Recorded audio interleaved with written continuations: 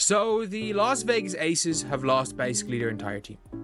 Almost their entire team they've lost basically everyone. If we want to look at the Vegas Aces team from last year, who's still remaining? The MVP, Jackie Young, Chelsea Gray. So the Las Vegas Aces have lost almost their entire squad. Practically their whole team is gone. But what if I told you that the MVP of the Las Vegas Aces, A'ja Wilson, isn't just their star player, but possibly their biggest issue?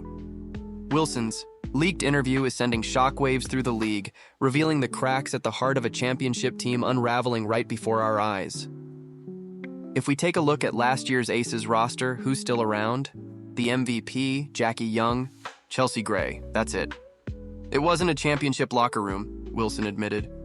But here's what has everyone talking. It's not just what she said, it's what happened next. She got tired of Vegas. You know what? She wanted to get away from Becky Hammond and A'ja Wilson too, probably, dog. I'm not saying that's the case, but that's what it's looking like. A lot of these players is trying to get up out of there. Tiffany Hayes was the latest one yesterday. No, I believe somebody else left after her. Now, I think Alyssa Clark might be gone. But make no excuses about it, bruh. These women want to get away from... The mass exodus that followed is reshaping the future of the WNBA.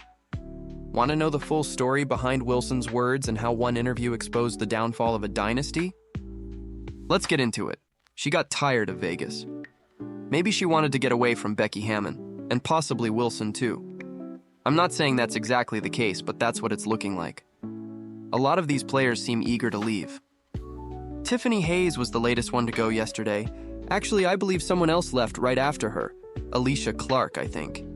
But let's not make excuses. These players clearly want out of Vegas. Who are left with a shell of a roster right now. They have to fill out every other spot. They have a not top 5 roster in the W, and they have to fill out every other spot with minimum contract. I'm gonna go out there and I'm gonna try to be the best. I get y'all saying best player in the world. That's great. It looks great. But I want to be the best person. I want to be the best teammate, because that's how I get the best out of my team. Picture this. A'ja Wilson, the reigning WNBA MVP and 2-time champion, sitting down for what should have been just another routine interview with a respected Las Vegas journalist. But what followed was anything but routine. At first, Wilson was all smiles, reminiscing about championship moments. Then, the atmosphere shifted. The energy in the room changed, and suddenly, Wilson dropped a bombshell that left everyone speechless. I don't want to be great for you guys. No offense. But I want to be great for my team. I want to be great for this franchise. It is hard as shit. It is hard as shit, because there's tons of people that want to break you down. Great teams in this league that are going to try to come after you every single night. But when it comes to taking accountability, I have no problem in that. Because I want to be great. I want to be great for my teammates. So yes, it can start in practice. Yes, it starts in training camp. Yes, it starts in the wins and the losses. But I'm not going to stop. I'm going to continue to challenge myself and my teammates every single day. Because when you're talking about greatness, it starts with consistency. Right now, they're left with a skeleton roster. They have to fill nearly every spot. They don't even have a top 5 roster in the league anymore. They'll have to round out the team with minimum contracts. It wasn't a championship locker room, Wilson confessed, her words carrying weight. I mean, from the start of training camp, I knew we didn't have it. You might be saying, oh, like if you want to win, why would you ever leave the Aces? Because the Aces aren't that good. Simple as that. The amount of people that are saying, oh, the Aces are like this absolute super team still. Oh, they got Jewel Lloyd. Wow, they got somebody who shoots 26% from 3 and 36% from the field and is like not struggling unrivaled. For every good game, she has 2 bad games.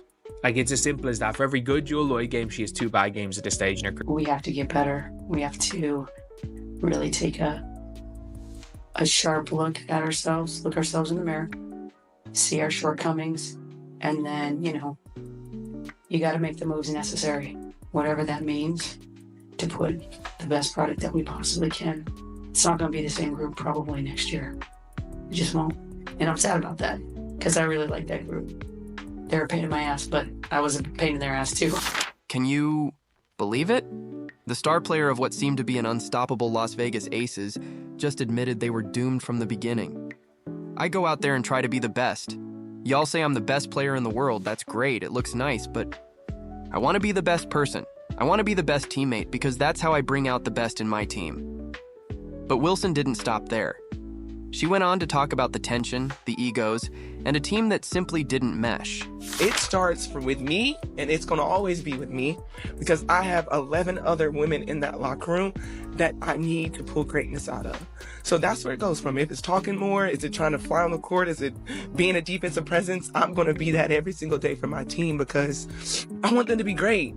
Not just for rings and banners, because I know the potential that we have in our locker room. The kind of locker room drama that could put reality TV to shame. And here's where things get even more interesting. Wilson revealed that she sensed the team wasn't championship material before the season even tipped off. She even discussed it with fellow stars Jackie Young and Chelsea Gray, emphasizing that the team needed stronger leadership both on and off the floor for the next season. Talk about calling out your squad. Guys, the Las Vegas Aces are looking a whole lot lighter after some of these trades and free agency signings that have happened. And guys, it's leaving the bench to look a little sparse. Well, I mean, Becky Hammond, you were right. Congratulations, but did you really think it would be this different a roster? I don't want to be great for you guys, no offense, but I want to be great for my team, for this franchise. Because it's tough. There are so many people out there trying to tear you down. There are great teams in this league coming after you every single night. But I have no issue holding myself accountable because I want to be great. I want to be great for my teammates. Martin blows by Kleiner, 2 more places in the lead.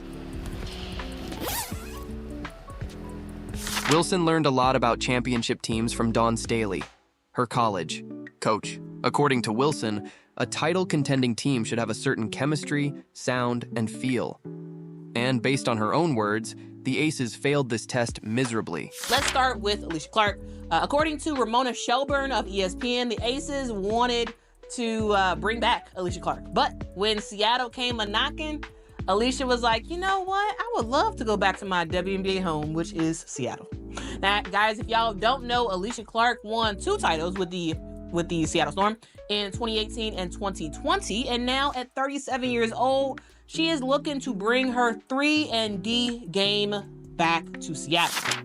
It's like trying to build a house of cards in a hurricane. It was never going to last. Now you might be wondering, if they wanted to win, why would so many players leave? Because the Aces aren't that dominant anymore. Plain and simple. People keep saying they're still a super team, but let's be real. They got Jewel Lloyd, sure, but we're talking about a player shooting just 26% from 3 and 36% from the field. For every solid game she plays, she follows it up with 2 subpar ones. Me and Kate and me, we're as great as we can be. Me and Kate and me, we're as great as we can. As the interview continued, Wilson's frustration became crystal clear. She talked about how she kept trying to fix things game after game, but nothing changed. I kept telling myself, we're going to get there, we'll check each box. But we never did, she admitted. Now, yesterday, Indiana Fever let it be known that Sid pretty much is officially signed, man. She officially signed. She spoke with reporters, let everybody know why she has to sign it. It's like watching a slow-motion car crash. You see the disaster coming, but you can't look away.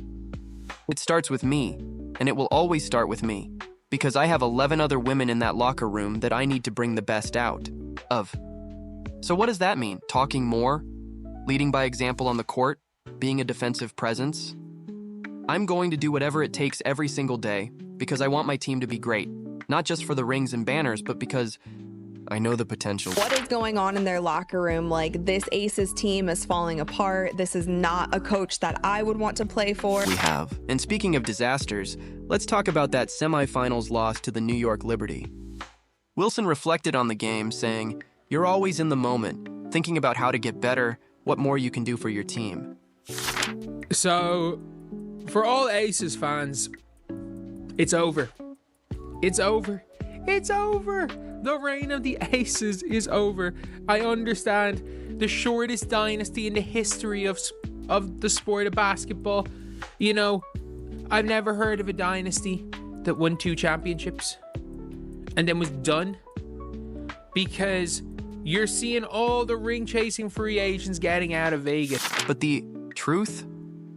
All that thinking didn't translate into action. The Aces' key players combined for a meager 28 points in that crucial game. Talk about dropping the ball when it counted the most. But wait, there's more. Wilson also spoke about addressing locker room issues.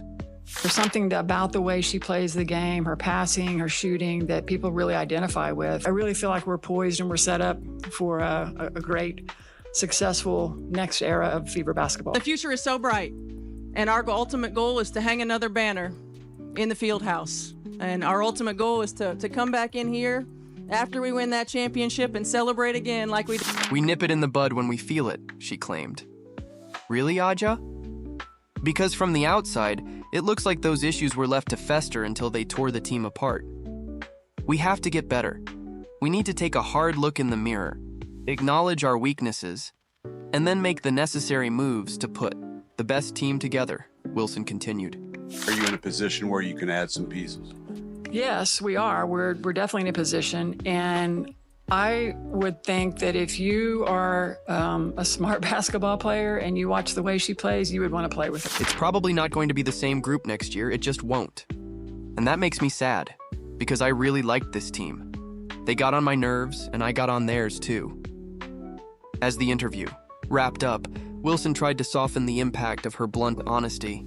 So a lot of people say that Caitlin Clark moves the needle. That is wrong. She is the needle. She dictates. We all know what she's done on the floor. It's history, right? But off the floor, my goodness.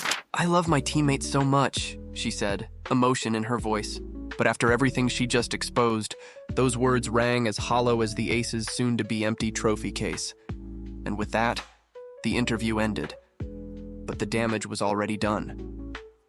Wilson's words lingered in the air, providing clarity on what followed. The player exodus, the collapse of a supposed dynasty, the downfall of the once mighty Aces. It all traces back to this moment, to these revelations that painted a picture of dysfunction within the Aces locker room this past season.